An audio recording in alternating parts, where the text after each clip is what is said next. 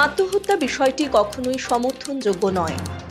শুধুমাত্র দর্শন বিষয়ের দ্বাদশ শ্রেণীর তৃতীয় সেমিস্টারের অন্তর্ভুক্ত হওয়ায় ছাত্রছাত্রীদের সুবিধার্থে এই সংক্রান্ত আলোচনা করা হয়েছে। ব্যবহারিক নীতিবিদ্যার একটি বহু বিতর্কিত বিষয় হল আত্মহত্যা। আত্মহত্যা কেবলমাত্র এক নৈতিক সমস্যা নয়, বরং এটি বর্তমানে এক বিরাট সামাজিক সমস্যা হয়ে দাঁড়িয়েছে। এই বিষয়টি সম্পর্কে বিভিন্ন দার্শনিক বিভিন্ন মতবাদ দিয়েছেন। তবে তোমরা জানো কি আত্মহত্যা সম্পর্কে দার্শনিক কান্টের অভিমত কি? তিনি কি আত্মহত্যাকে সমর্থন করেছেন নাকি সমর্থন করেননি, তা নিয়েই এই ক্লাসে আমরা আলোচনা করব।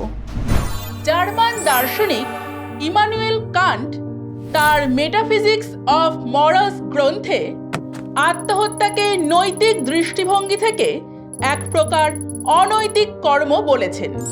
তার মতে প্রতিটি ব্যক্তির জীবনই নৈতিকভাবে স্বাধীন, কিন্তু আত্মহত্যার মাধ্যমে আত্মহননকারী ব্যক্তি সেই স্বাধীনতাকে বিনষ্ট করে, যা অনৈতিক। স্পষ্টতই বোঝা যাচ্ছে কান্ট ছিলেন আত্মহত্যার বিপক্ষে।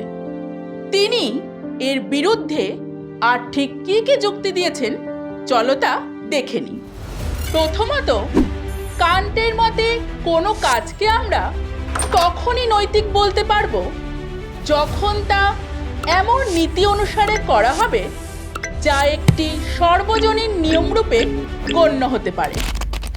এখন আত্মহত্যায় আত্মহননকারী ব্যক্তি যদি এমন চিন্তাভাবনা করে যে সমাজের সকল ব্যক্তিরই আত্মহত্যা করা উচিত, তবে তা কখনোই বাস্তবসম্মত হতে পারে না। কারণ কোনো বুদ্ধিবৃত্তি সম্পন্ন ব্যক্তি এমন চিন্তাকে যুক্তিপূর্ণ বলে মনে করেন না। এছাড়া যে কারণে কোনো এক ব্যক্তি আত্মহত্যা করে, সেই একই কারণে যে সকলে আত্মহত্যা করবে এমন নয়। দ্বিতীয়ত, কান্টের নীতিতত্ত্বের একটি গুরুত্বপূর্ণ নীতি হল মানুষকে কখনো উপায় রূপে নয়, সর্বদা লক্ষ্যরূপে গণ্য করা উচিত। কিন্তু আত্মহত্যায় আত্মহননকারী ব্যক্তি সর্বদা নিজেকে দুঃখমুক্তির উপায় রূপে গণ্য করে, লক্ষ্যরূপে নয়। তাই কান্ট বলেছেন আত্মহত্যা অনৈতিক কর্ম।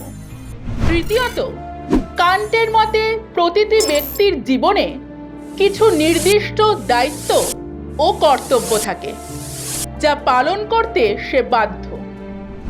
এখন কোনো ব্যক্তি যদি আত্মহননের পথ বেছে নেয়, তবে সে এই সকল দায়িত্ব ও কর্তব্য পালন করা থেকে বিচ্যুত হয়, যা তার মানবিক মূল্যবোধকে লঙ্ঘন করে, এবং এটি কখনোই কাম্য নয়।